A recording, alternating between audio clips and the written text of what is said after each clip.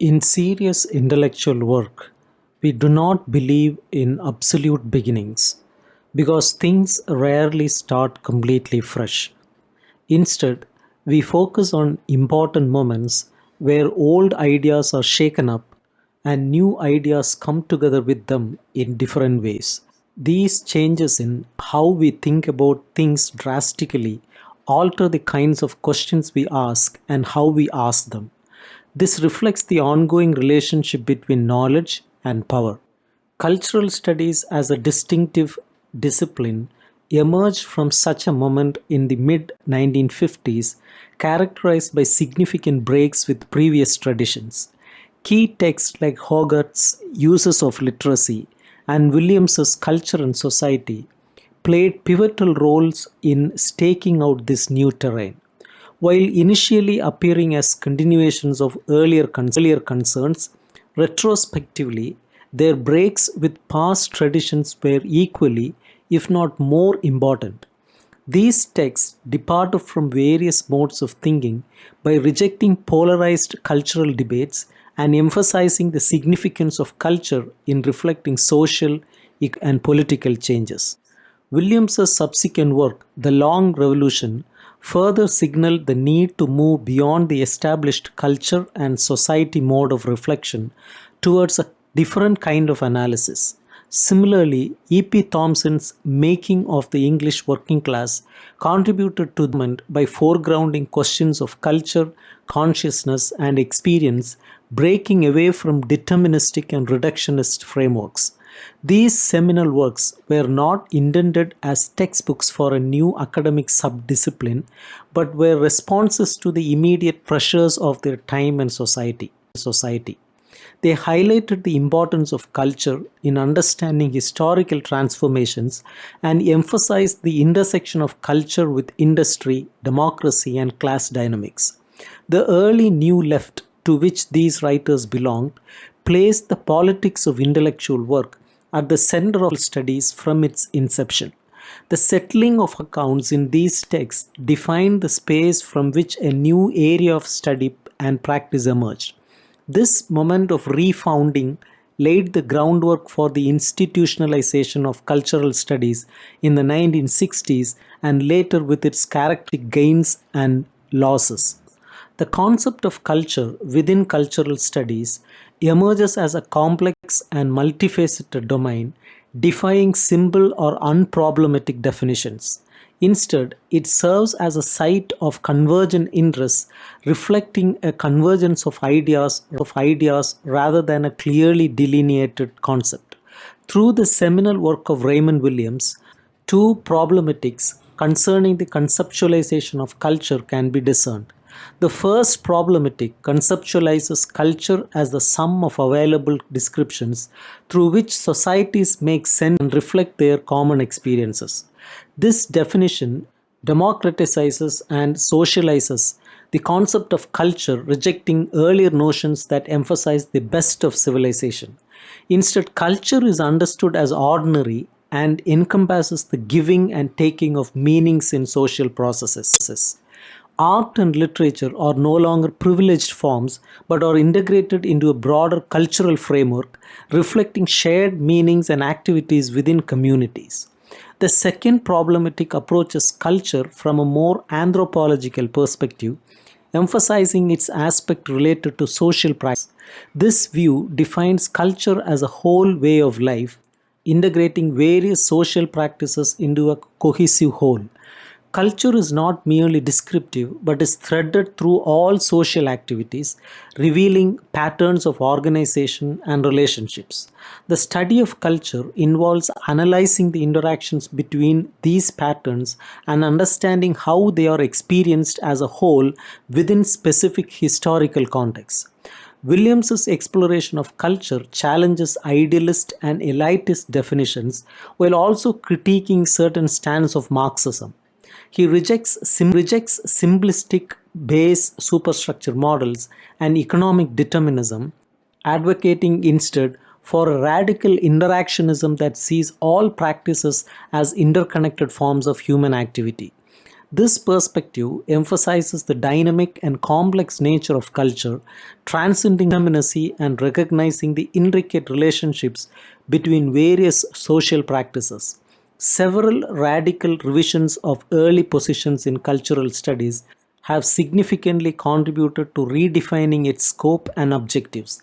Despite the exemplary nature of Raymond Williams's project in condensing and refining older arguments, a marked line of continuity can be observed through these seminal revisions. One significant moment in this evolution is Williams's recognition of Lucien Goldman's work, which introduced him to an array of Marxist thinkers focusing on superstructural forms. This encounter prompted Williams to depart from the Marxist tradition he knew and to develop a theory of social totality that emphasizes the study of culture as the study of relations within a whole way of life. He replaced the base superstructure formula with the idea of a field of mutually determining forces. Williams's emphasis on a structure of feeling converged with Goldman's genetic structuralism, highlighting the interactivity of practices and underlying totalities. Another pivotal moment occurred when Williams incorporated E.P. Thompson's critique of the long revolution, leading him to rethink issues of determination and domination through Gramsci's concept of hegemony. Williams elaborated on dominant, residual, and emergent cultural practices, returning to the problematic of determinacy as limits and pressures. Despite these revisions, Williams maintained earlier emphasis, stressing the interconnectedness of literature and art with other social practices and rejecting the notion that any dominant culture exhausts human practice. The dialogue between Williams and Thompson, though initially sharp, gradually converged around common problematic terms. Thompson's distinction between social being and social consciousness resonated with Williams's concept of real, binding practice. Both scholars rejected reductionist interpretations of determinacy and emphasized the dialectical intercourse between culture and non-culture in understanding the historical process. The dominant paradigm in cultural studies, despite its significant differences, conceptualizes culture as intertwined with all social practices, emphasizing sensuous human praxis as the activity through which individuals shape history. This paradigm opposes the base superstructure formulation, preferring a dialectic between being and social consciousness. Culture is defined as the meanings and values that arise among social groups based on historical conditions expressed through lived traditions and practices. Raymond Williams and E.P. Thompson epitomize this paradigm, emphasizing experience as central to cultural analysis. They view culture as inseparable from human activity and emphasize historical agency.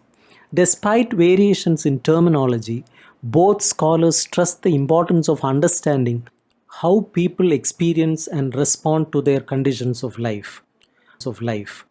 However, this culturalist stand in cultural studies faced interruptions with the emergence of structuralist approaches. Structuralism, influenced by figures like Claude Lévi-Strauss and Louis Althusser, broke from the base superstructure model and due to primacy of superstructural domains. Lévi-Strauss focused on culture as categories and frameworks in thought and language, emphasizing signifying practices. Althusser similarly viewed ideology as unconscious categories shaping individuals' relation to their conditions of existence.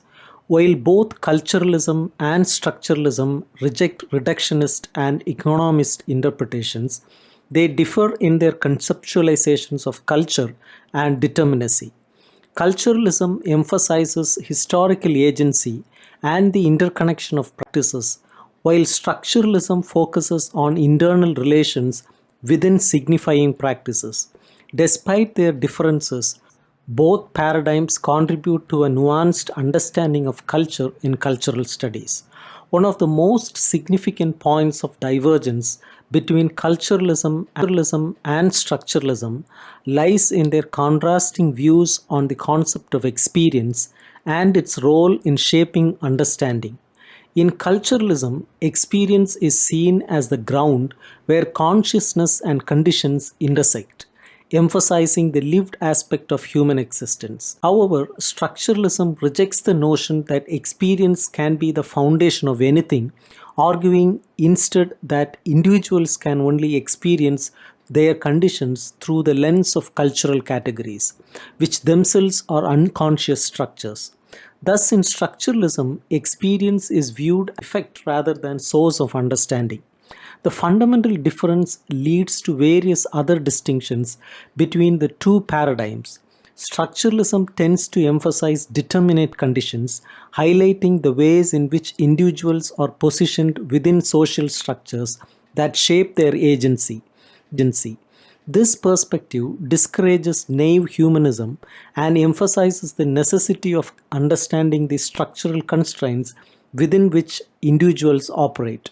Moreover, structuralism recognizes the importance of abstraction as a tool for understanding complex social relations. Need to develop concepts to navigate the intricacies of social reality. However, structuralism's tendency towards absolutism in prioritizing theoretical abstraction can lead to oversimplifications and overlook the dynamic interplay between different levels of abstraction present in Marx's own work. Culturalism, on the other hand, pushes back against excessive abstraction, emphasizing the concrete experiences of individuals and the complexity of historical reality. Therefore, a synthesis between these two paradigms is necessary to construct a more comprehensive approach to the study of culture. Such a synthesis would acknowledge the importance of structural analysis while also recognizing the significance of lived experience in shaping reality. By avoiding the extremes of abstraction and anti abstraction, and by transcending between theory and empiricism, a more nuanced understanding of cultural phenomena can be achieved. Structuralism offers another strength in its conceptualization of the whole, while culturalism emphasizes the radical particularity of practices. Its understanding of totality retains a simplicity grounded in the fluidity of practices moving in and out of each other. Structuralism, however, advances by acknowledging the necessary complexity within the unity of a structure. It introduces the concept of overdetermination, which better captures this complexity than the combinatory invariance of structureless causality. Moreover, structuralism helps us to think of unity constructed through differences between practices rather than their homology, echoing Marx's insight into the unity of a social formation constructed out of difference. However, structuralism's emphasis on difference can lead to conceptual heterogeneity, undermining the sense of structure and totality. Post-Althusserians like Foucault have emphasized the non-correspondence and heterogeneity of practices, but this approach risks losing sight of the overall unity. Yet, if properly developed, structuralism can facilitate a more nuanced understanding of specific practices without losing sight of their interrelatedness within the larger ensemble. A third strength of structuralism lies in its decentering of experience and its elaboration of the category of ideology. While culture prioritizes the affirmative moment of conscious struggle and organization, structuralism highlights the importance of ideology in reproducing a particular mode of production. Though some structuralist conceptualizations of ideology may lean towards functionalism, recent work has suggested ways to conceptualize ideology as a terrain of struggle aligning with structuralist principles. Culturalism's strengths often stem from the weaknesses of structuralism and its strategic absences. It rightly emphasizes the dialectic between unconscious cultural categories and conscious organization, recognizing the role of conscious struggle in shaping history, ideology, and consciousness. However, culturalism's overemphasis on consciousness can lead to a neglect of structural determinants. Despite their differences, both paradigms offer valuable insights and a synthesis that acknowledges their respective strengths and weaknesses may lead to a more comprehensive approach to cultural studies. The third position in cultural studies, closely linked to structuralism but embracing radical heterogeneity, is exemplified by Foucault's work. Foucault's suspicion of determinacy has enabled a return to concrete analysis of ideological and discursive formations, aligning with culturalism's strength in analyzing concrete historical instances. However, Foucault's skepticism about determinacy can lead to a problematic non correspondence of practices to one another, hindering the adequate conceptualization of social formations and the state. While Foucault's work contributes valuable insights, a synthesis of the best elements from structuralism, culturalism, and Gramsci's concepts appears most promising for cultural studies. Structuralism and culturalism, despite their flaws, address the core problem of cultural studies: the relationship between culture and ideology, the specificity of practices, and the unity they constitute. They also engage with the dialectic between conditions and consciousness and the relation between the logic of thinking and historical processes. Their sustained antagonisms define the space and limits within which a synthesis might be possible, making them central to the field of cultural studies.